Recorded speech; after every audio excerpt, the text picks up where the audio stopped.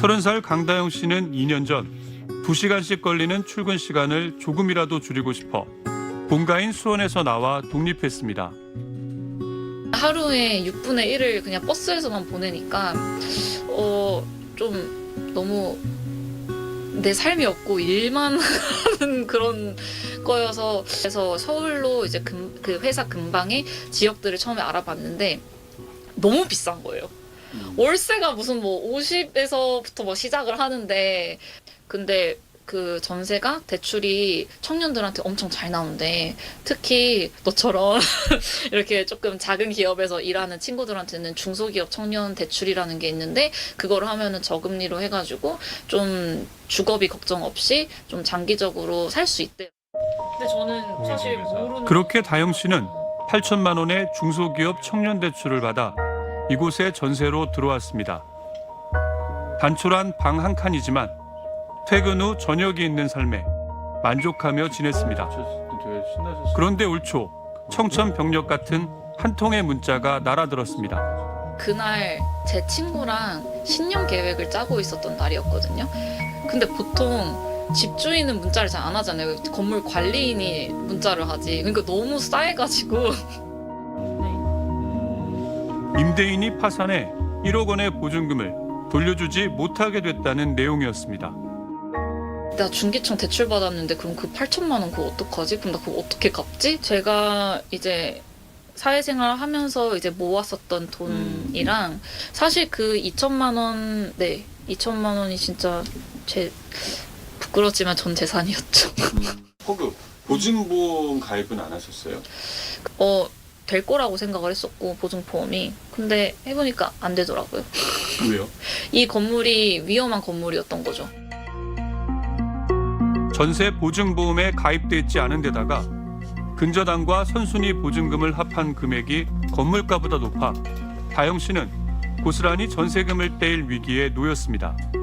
이 전세 사기 피해 이후에 미래에 대한 불확실성이 너무나도 크기 때문에 그거에 대한 불안감과 심적인 어려움이 되게 큰 것 같아요.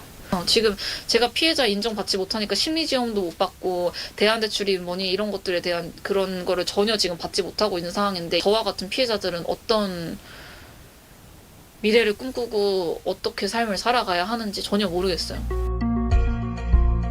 다영 씨 같은 처지에 놓인 세입자는 76명. 모두 20, 30대 사회 초년생들입니다.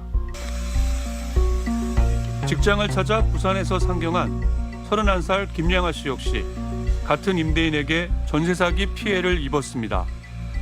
내가 꿈 갖고 서울에 올라온 건데 꿈 생각도 안 나고 이제는 그냥 다 버리고 부모님 밑으로 들어가고 싶은 생각이 제일 크고요. 양화 씨도 중소기업 청년 대출을 받아 4년 전 이곳에 들어왔습니다. 은행에서 이제 대출을 해줄, 그 기금 대출을 해줄 때 저는 이 건물에 대해서 다 그 심사를 하고 그 대출을 내줬다고 생각을 했는데 은행에 물어보니까 이 건물랑 상관없이 신청자의 소득자, 그러니까 저의 소득만 보고 대출을 해준다는 거예요. 그 정부에서 해주는 기금 대출이. 정부와 금융권은 청년들의 주거 문제를 해결하겠다며 저리이자 지원 정책을 폈을 뿐 전세 물건이 대출 가능한 수준인지 등 관리에는 사실상 손을 놨습니다. 양화 씨는 정부에서 공인했다는 중개사 역시 제대로 관리되지 않을 뿐더러 일부 중개사는 전세 사기에 동조하거나 묵인하고 있다고 목소리를 높였습니다. 이런 건물이 뭐 얼마고 여기 앞에 선순위 세입자들이 몇 명이 있고 다 해봤더니 다 거짓말이더라고요. 이거를 다 작정하고 했다고 밖에 생각이 안 들거든요. 공인중개사도 가족이었고 임대인도 전화는 안 받고 부동산은 또 주기적으로 폐업을 했더라고요. 폐업하고 도망가고 폐업하고 도망가고. 실제로 이번 동작구 전세 사기에선 대부분의 세입자들이 임대인 가족이 공인중개사로 있는 부동산에서 계약했습니다. 여기가 예전에 그 부동산이라고. 자꾸 나갔고, 제가 이제 거기 건물 관리도 했었거든요. 1월 중순인가 이제 뭐 파산 선고를 했더라고요. 부동산도 그 즈음에 문을 닫은 건가요? 이제 10월 정도에 폐업을 했어요. 아, 이미 일찍 폐업을 했네요. 중개사 책임을 얘기하는 세입자분도 계시더라고요.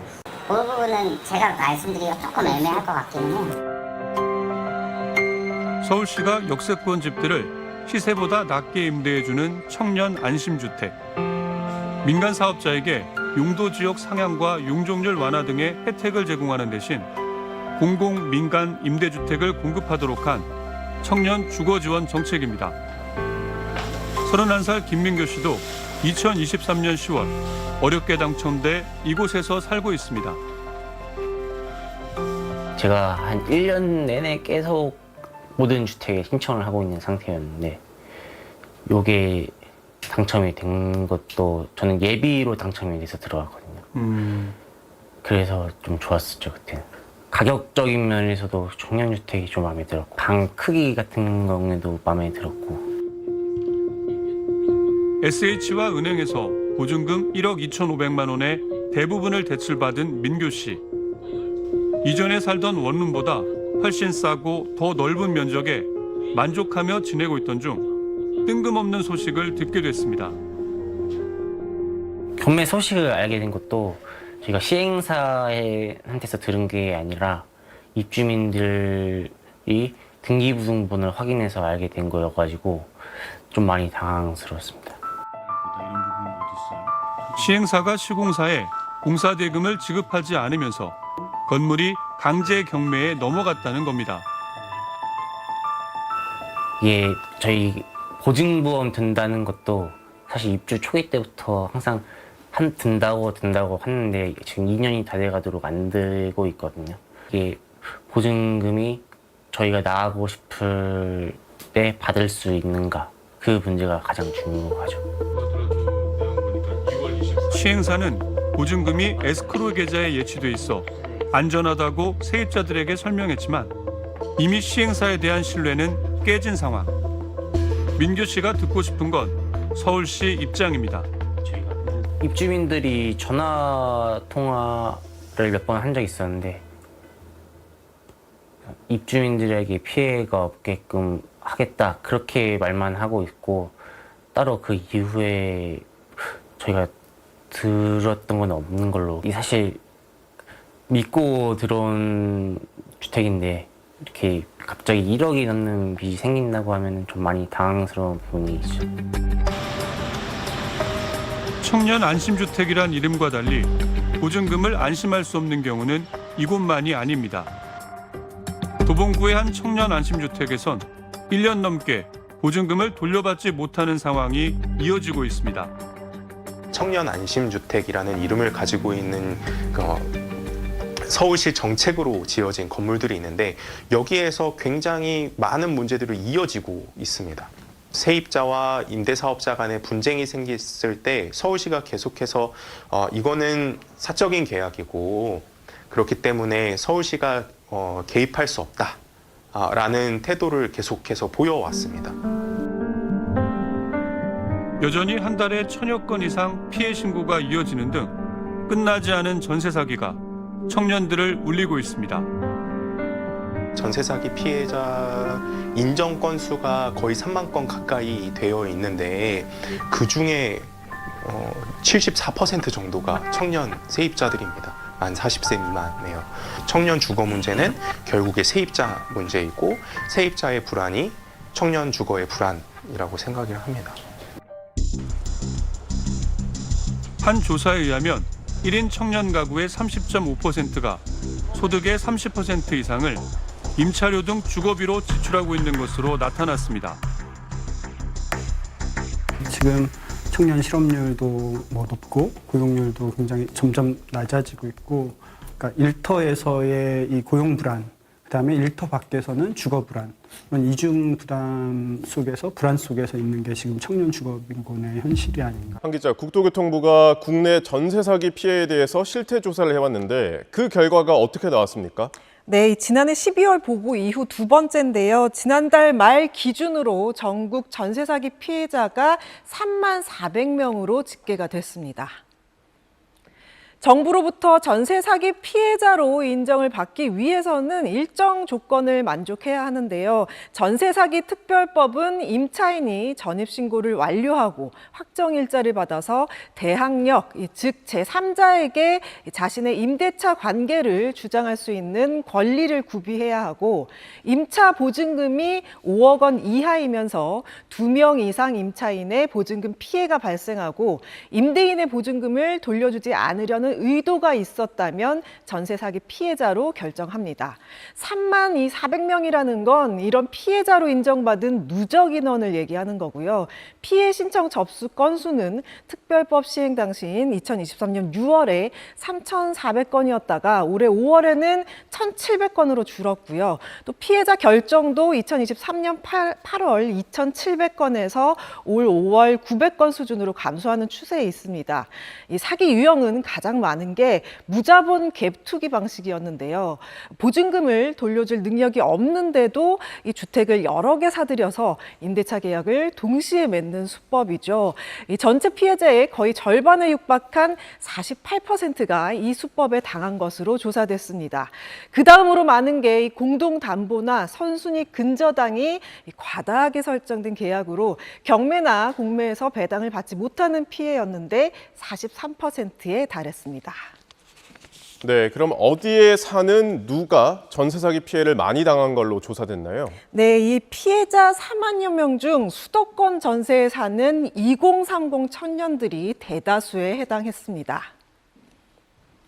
먼저 피해자가 많은 지역을 보면요. 서울이 8,300명이 넘어서 27%로 가장 많았고요. 그 다음으로 경기, 대전 순이었고, 언론에서 이 전세 사기로 크게 떠들썩했던 인천은 3,300여 명으로 네 번째로 많았습니다. 부산까지가 이 상위 5개 지역이었는데 절반 이상인 60.3%가 서울, 경기, 인천에 속하는 수도권 거주자였습니다. 좀 더 이 작은 범위로 보면요. 이 경기도에선 수원, 인천에서는 미추홀구, 서울에서는 관악구와 강서구에서 많은 피해자가 나왔습니다. 이 전세 사기는 특히나 2030 세대에 더 가혹했는데요. 연령대로 보면 30대가 거의 절반에 육박한 49%로 비중이 가장 컸고, 그 다음으로 20대가 26%로 많았습니다. 14%인 40대까지 다 합치면 상위 3개 구간 합이 89%로 압도적으로 많았습니다. 각 지방자치단체를 따로 떼어놓고 봐도 이 30대 피해자는 모두에서 가장 큰 비중을 차지했습니다. 보증금 규모는 대부분 3억 원 이하였는데 1억에서 2억 원이 가장 많았고 1억 원 미만이 그 뒤를 이었습니다. 한동훈 씨는 20살 때부터 8년간 모은 전 재산 1억 2천만 원으로 오피스텔 전세를 살고 있습니다. 그런데 같은 건물에서 보증금을 돌려받지 못한 세입자들이 속출했고 한 씨의 집도 경매에 넘어간 상태입니다. 내가 돈 없어서 못 주는데 어쩌냐, 약간 사실 이렇게 나오니까 할 수 있는 게 없더라고요. 피해 세입자만 20여 명, 받지 못한 보증금은 최소 25억 원에 달합니다. 전세 사기 피해자로 인정받으면 그나마 경매 유예나 정지 신청이 가능하고 우선 매수권도 생겨 피해를 줄일 수 있습니다. 한 씨도 처음부터 중개업자와 임대인이 짜고 세입자들을 받은 게 아닌가 의심돼 백방으로 알아봤지만 사기 의도를 입증하는 데 벽에 부딪혔습니다. 입증하기가 굉장히 어려운 게 이거를 의도적으로 했다는 걸 저희가 증명을 해야 되는 거예요. 지난 2년간 국토부에 접수된 전세 사기 피해 신청 4만 4천여 건 중 7,600여 건이 부결됐는데 이 중 98%가 임대인의 사기 의도를 입증하지 못했다는 이유였습니다. 막막한 거죠. 20대들은 그러면은 어디 편에 서가지고 이거를 받아내야 되며 뭐 이 피해를 어떻게 감당을 해야 되며 이 작은 돈도 아니잖아요. 2023년 특별법 제정 이후 정부가 인정한 전세 사기 피해자는 3만 명에 육박합니다. 아직도 매달 1,000명 안팎 피해자가 생깁니다. 특별법 연장에 그칠 게 아니라 피해 방지를 위한 장치 마련이 절실한 이유입니다. 실효성이 떨어지기 때문에 근본적인 해결책으로는 사후 대책보다는 사전 예방 대책이 절실히 요구된다고 볼 수 있습니다. 국회에는 임차권의 권리를 등기부에 공시하는 임차권 등기 의무화 법안 등이 발의돼 있고 매매가 대비 전세가율을 일정 수준으로 제한하자는 주장도 나오고 있는데 이런 예방 장치에 대한 논의는 지지부진합니다. SBS 하정은입니다.